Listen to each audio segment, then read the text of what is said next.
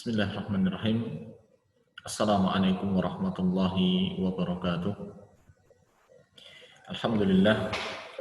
Assalatu wassalamu ala rasulillah wa ala alihi wa ashabihi wa man sara ala nahjihi ila yaumil qiyamah, amma ba'd. Para santri sekalian, santri pengabdian Pondok Pesantren Al-I'tisam yang semoga senantiasa dirahmati oleh Allah Subhanahu wa taala.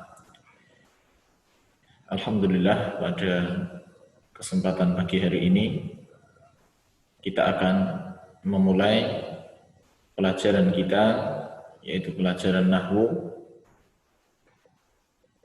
yang mana pada pelajaran ini, pelajaran nahwu, kita akan membahas kitab yang berjudul Mukhtarat. Nanti akan kita tampilkan di layar. Kitab Mukhtarat ini yang berisi kaidah-kaidah bahasa Arab ditulis oleh Al-Ustadz Aunur Rafiq Gufron, dan di pelajaran kita akan kita bagi dua, kita pisahkan antara nahwu dan shorof. Nanti nahwu akan kita pelajari bersama, kemudian untuk shorof nanti akan dipelajari bersama dengan Ustadz Khalid.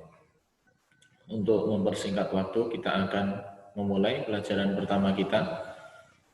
Akan saya tampilkan di layar file yang akan kita bahas di pertemuan yang pertama ini.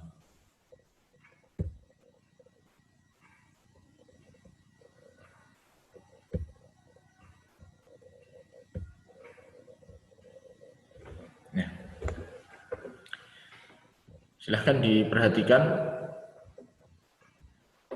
Di pertemuan yang pertama ini kita akan membahas tentang jumlah dan syibhul jumlah. Al-jumlah wa syibhul jumlah. Kita baca.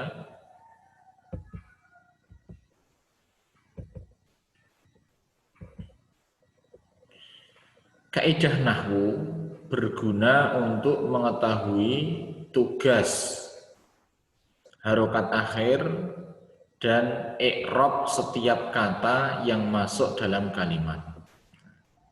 Ini adalah kegunaan dari ilmu nahwu. Jadi untuk mengetahui tugas kata, harokat akhir kata, dan i'rab kata. Itu kata yang ada di dalam kalimat. Ini kegunaan dari ilmu nahwu. Nah, kemudian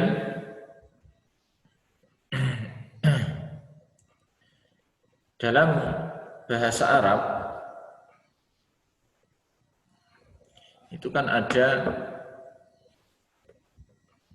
3 jenis kata. Silahkan lihat di papan tulis, akan saya tuliskan.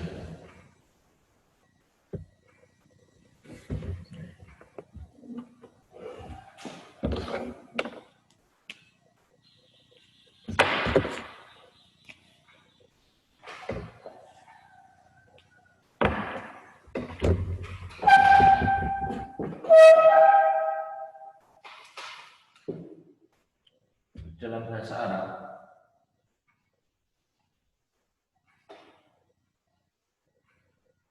ada al-kalimah,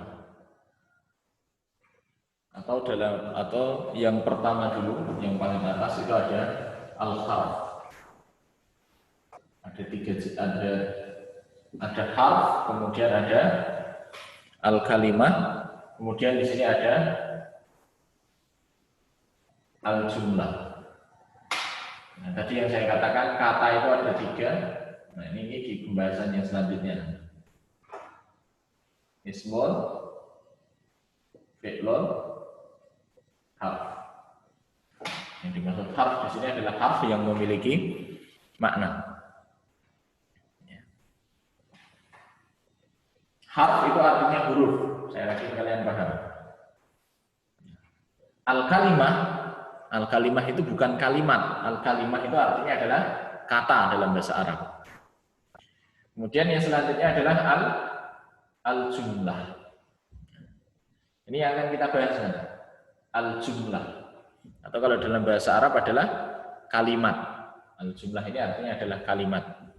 Nah, nanti ada yang namanya al-jumlah. Kemudian ada yang namanya syibhul. Ada namanya syibhul jumlah. Ini pembahasan kita yang akan kita bahas. Al-jumlah dan syibhul jumlah. Kalau harf, ini saya yakin semua sudah tahu. Harf adalah huruf.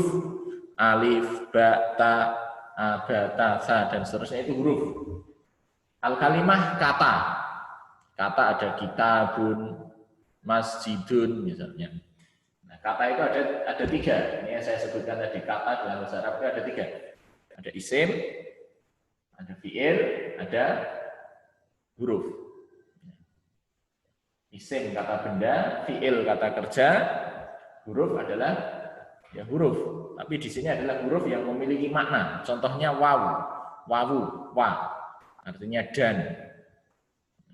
Summa artinya kemudian, fa artinya maka. Nah, ini huruf yang memiliki makna. Nah, kita kembali ke buku yang akan kita bahas.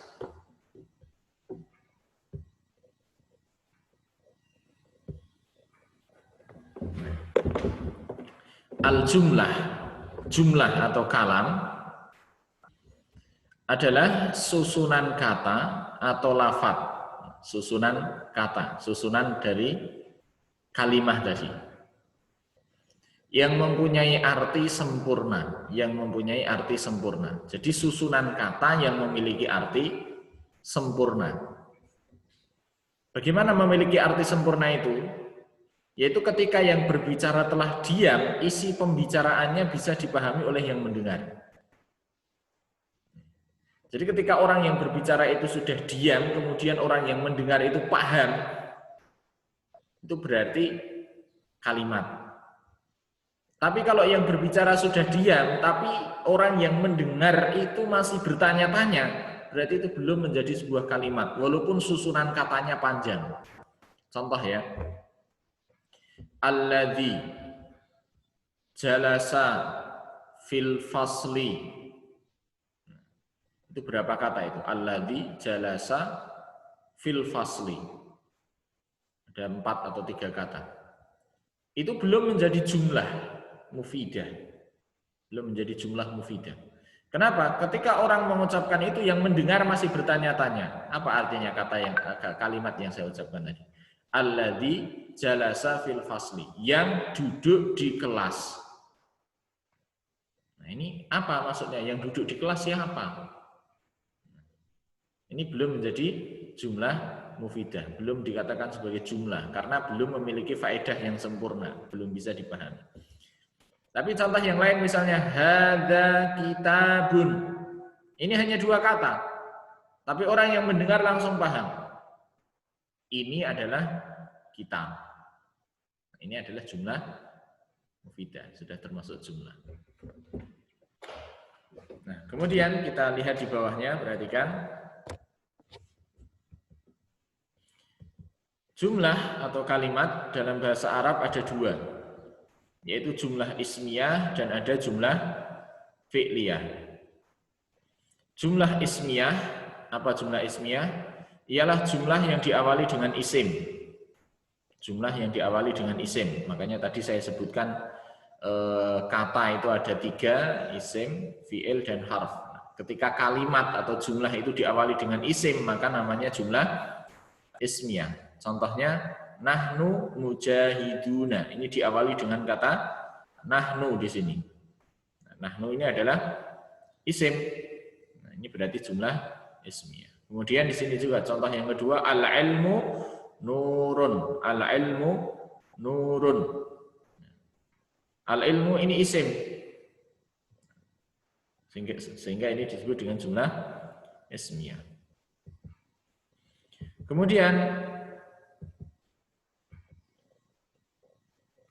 jenis yang kedua adalah jumlah fi'liyah.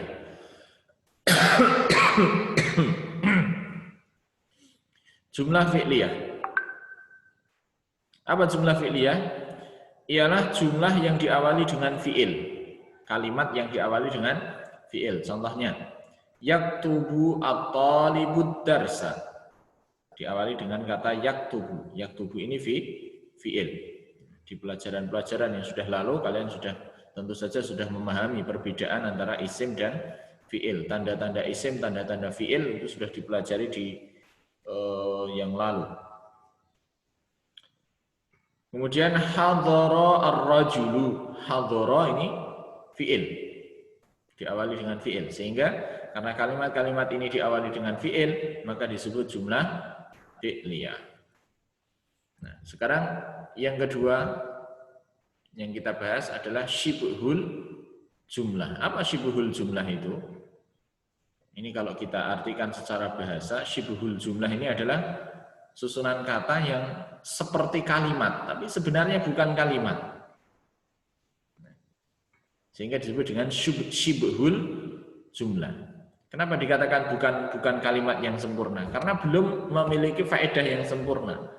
Ketika ada orang yang mengucapkannya, itu belum memberikan faedah yang sempurna. Apa maksudnya memberikan faedah yang sempurna? Yaitu orang yang mendengar itu langsung paham. Syibhul jumlah ini ketika diucapkan, orang yang mendengar masih menunggu kata yang lain untuk menyempurnakan kalimat itu. Sehingga disebut dengan syibhul jumlah. Apa itu? Syibhul jumlah adalah ungkapan yang tersusun dari dzarf. Dzarf. Dzarf itu adalah kata keterangan. Keterangan tempat atau keterangan waktu. Ini juga saya yakin sudah kalian pelajari di kelas-kelas sebelumnya. Dzarf ada dzarfu makan, ada dzarfu zaman. Keterangan tempat, ada keterangan waktu. Dan juga isim majrur atau jar dan majrur. Jadi ungkapan yang tersusun dari dzarf dan atau jar dan majrur. Biar lebih jelas contohnya.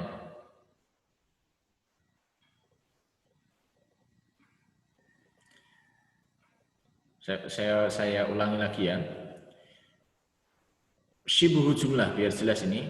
Ungkapan yang tersusun dari dzarf. Dzarf itu apa? Keterangan tempat atau keterangan waktu, kemudian ada isim majrur. Dzarf dan isim majrur. Nanti kalian lihat contoh di sini. Fauqa, ini dzarf. Dzarf, keterangan tempat. Fauqa itu kan di atas.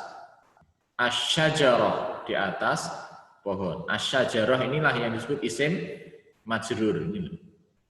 Jadi ada dzarf, kemudian ada isim majrur. Atau jar dan majrur, ini juga syibhu jumlah.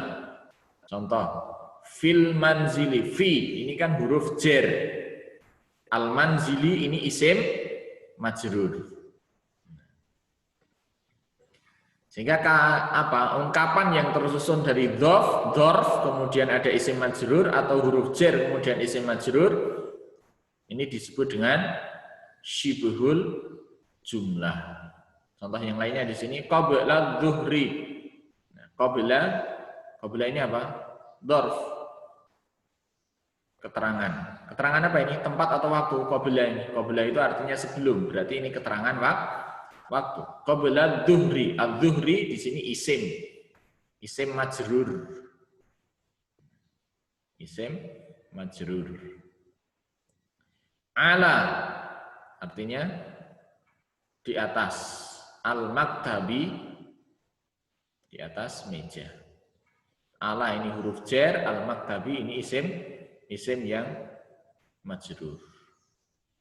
Ini tentang jumlah dan syibhu jumlah. Saya yakin ini mudah untuk kalian pahami. Kemudian kita akan membahas yang selanjutnya tentang al-i'rab. Al-babul awal al-i'rab. Apa al-i'rab? Perhatikan. I'rab adalah perubahan harokat pada akhir kata karena pengaruh atau kemasukan amil. Jadi i'rab itu maksudnya adalah perubahan harokat pada akhir kata karena pengaruh atau kemasukan amil.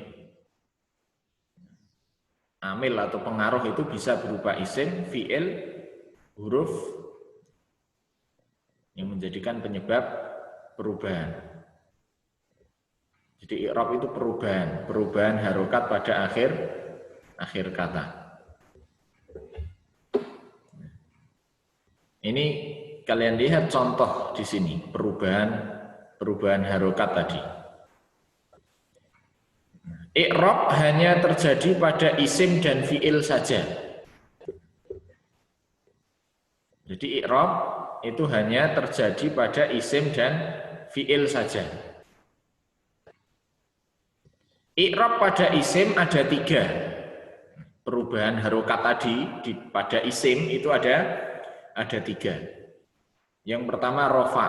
Contohnya jaa Muhammadun. Kalian lihat di sini Muhammadun. Ini marfu. Bisa berubah. Bisa. Yaitu kalian lihat yang kedua i'rabnya nasab. Contohnya Ro'aitu Muhammadan. Di sini Muhammadan. Awalnya Muhammadun, di sini jadi Muhammadan. Nanti akan kita pelajari kenapa kok bisa berubah jadi Muhammadan ini. Kenapa kok i'rabnya jadi berubah ini? Kenapa kok berubah ini? Nanti akan kita pelajari ini. Awalnya ini Muhammadun, sekarang jadi Muhammadan.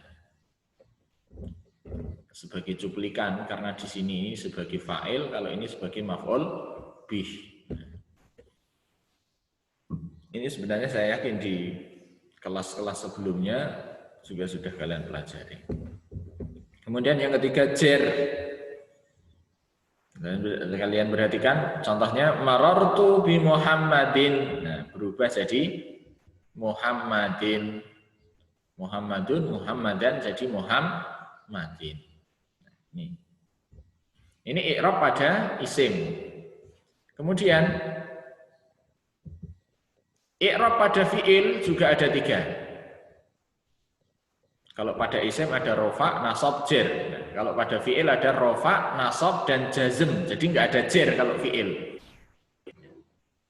Contoh, jangan Muhammadunnya yang dilihat sekarang, yang dilihat fi'ilnya. Yajlisu Muhammadun, yajlisu, ini contoh marfu. Nih, yajlisu, nih marfu. Contoh nasab, lan yajlisa. Nah, kemasukan lan menjadi mansub. Lan yajlisa. Kemudian contoh jazm, lam yajlis. Kemasukan lam sehingga berubah menjadi yajlis. Kalian perhatikan ini perubahannya. Yajlisu, yajlisa, yajlis. Inilah i'rab. Perhatikan ya, berarti i'rab itu hanya terjadi pada isim dan fi'il. Pada isim itu ada 3, rofa, nasab, jer, ini contohnya.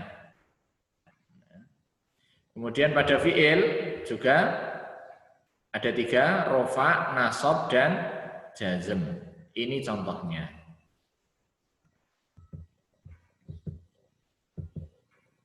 Kemudian ini sebagai latihan. Kalian kerjakan, kemudian dikirimkan di Google Class nanti. Jawablah pertanyaan berikut ini dengan benar. Apakah pengertian jumlah? Yang kedua, i'rab apa yang tidak bisa masuk pada isim? Dan i'rab apakah yang tidak bisa masuk pada fi'il? Kalian perhatikan tadi sudah saya jelaskan ini. Kemudian yang nomor 3, bedakan kalimat berikut mana yang termasuk jumlah dan yang tidak, lalu sebutkan sebabnya. Mana yang termasuk jumlah, mana yang bukan jumlah. Apakah yang dimaksud syibhul jumlah? Nah, sebutkan contohnya. Nah, sebutkan contohnya, saya ingin kalian menyebutkan contoh selain yang sudah disebutkan di buku tadi, jadi contoh yang lain. 1 sampai 4 ini saja dikerjakan. kemudian dikumpulkan di Google Class. Baik, sebelum saya akhiri, saya ingin mengulangi dari awal agar lebih jelas ya.